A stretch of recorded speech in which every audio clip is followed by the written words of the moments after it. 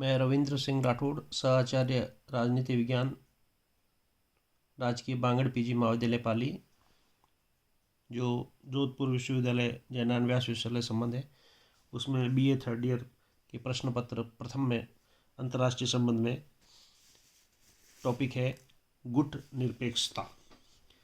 तो गुट निरपेक्षता का तात्पर्य है सैनिक गुटों का सदस्य न होना तथा स्वतंत्र विदेश नीति का पालन करना।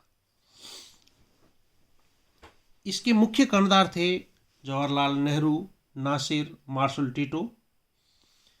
गुट निरपेक्ष आंदोलन को की उपलब्धियों की दृष्टि से देख सकते हैं कि इसके सबसे महत्वपूर्ण है कि शीत युद्ध को शस्त्र युद्ध में परिणत होने से रोकना, शीत युद्ध को दितांत की स्थिति में लाना। इसकी कुछ कमजोरियां भी बताई जाती है। गुट निरपेक्ष राष्ट्रों में बुनियादी एकता का अभाव था, बाह्य आर्थिक सहायता पर निर्भर थे। तो जहाँ तक गुट निरपेक्षता का तात्पर्य का सवाल है, गुट निरपेक्षता का सार तत्व यह है कि अंतर्राष्ट्रीय मामलों में विशेषतः दोनों सर्वोच्च शक्तियों के प्रति नीतियों और अभिवृत्तियों के संदर्भ में नीति और कार्रवाई की पर्याप्त स्वतंत्रता बनाए रखी जाए। गुट निरपेक्षता का अर्थ है शक्ति मूलक राजनीति से पृथक रहना तथा सभी राज्यों के साथ शांतिपूर्ण सहअस्तित्व और सक्रिय अंतर्राष्ट्रीय सहयोग हो, चाहे वे राष्ट्र गुटबद्ध हो या निर्गुट हो। शीत युद्ध से पृथक्करण की ही गुट निरपेक्षता का सार तत्व है।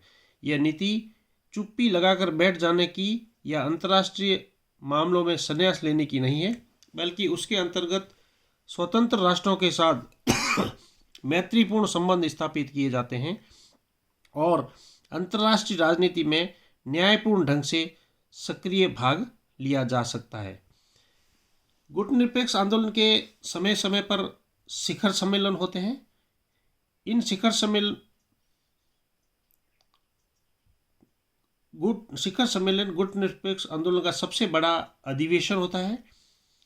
यह सम्मेलन प्रति 3 वर्ष बाद होता है, जिसमें गुट निरपेक्ष देशों के मुखिया या राष्ट्राध्यक्ष भाग लेते हैं। शिखर सम्मेलन में प्राय 4 प्रकार के सदस्य भाग लेते हैं: पूर्ण सदस्य, पर्यवेक्षक सदस्य, पर्यवेक्षक गैर राज्य सदस्य और अतिथि। शिखर सम्मेलन में निर्णय सर्वसम्मति से होते हैं। अब तक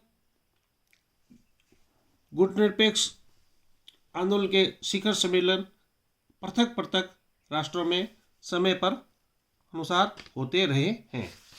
धन्यवाद।